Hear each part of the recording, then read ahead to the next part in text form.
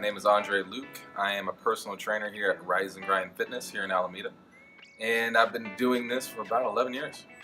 So here at Rise and Grind Fitness, if you were to follow me around, you would probably see me either on the computer, doing a whole bunch of computer work, meaning stuff that I have to do for one-on-one clients, nutrition stuff, workouts. Other than that, if I'm not at the computer, then I'm right here back behind me, and I'm hurting people. In a good way though, in a very good way. A lot of fitness stuff, people either laughing, hating me, crying, in a good way, all these different things. So there's just a lot of stuff going on in this part of the world. Previous jobs, I coached track and field.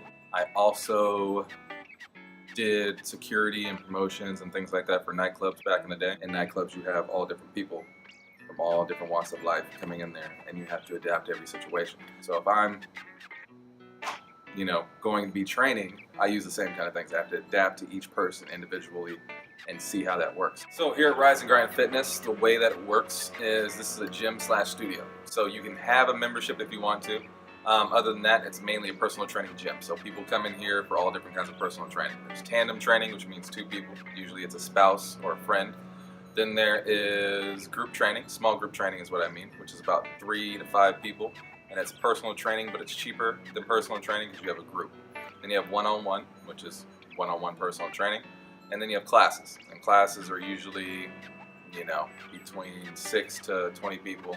And it's a generalized class for whatever specific subject that is. Also here we have independent contractor trainers that come in and rent out the space. I have 3 trainers here right now that rent out the space and they do that. So there's no employees, but they're independently contracted into this place. So there's certain things that are hard in this job, and that is understanding how to make somebody, not necessarily make, but I'm going to use that word, make somebody get to a goal the best way possible, even if they don't want to. Let's say you come in, you're having a terrible day. Now, I, as a trainer, have to somehow get you to get through this whole workout and somehow not make you even more mad. Whatever's going on, you come in here, we change all that, and then we get whatever we need to get to. It's not necessarily that hard to become a personal trainer, just to start off. Getting more certifications and more education and knowledge is what's more difficult. So becoming a personal trainer back in the day, personal trainer back in the day, it was a little different from where it is now. Now every time you go to college, you might have a class that says personal training or something like that. But back in the day, there wasn't anything like that.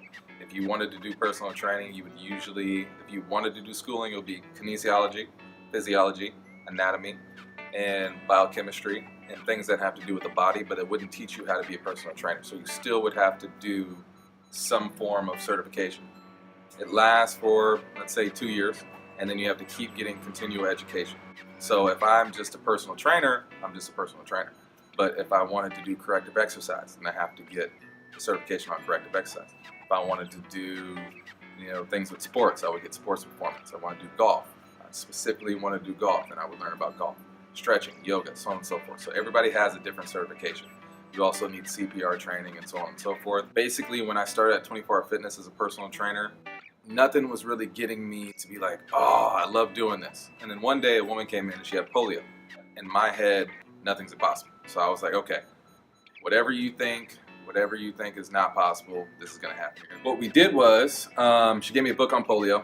I wasn't even gonna read it. I looked it up. I was like, okay, polio means this. Perfect. I decided to change and improvise every single thing in the gym to adapt to what she can do. So we took a whole journey and a quest that took a while, but got her dancing, walking, everything like that. When she started walking and doing things she wasn't able to do ever since she was young, that sparked something in my head. That's kind of how it went. I was just like, oh, I want to fix things, I want to fix people, and that's what made me want to keep being a personal trainer. We train pretty much any and everybody, from 12 all the way up to, I think the highest I got is 86. I wouldn't say anything higher than that because I wouldn't know what to do with it. I'm just kidding, I know what to do. You can go to Rise and Grind Fitness, gym.com, rise in with the letter N, by the way. Talk to you guys later. Andre's out.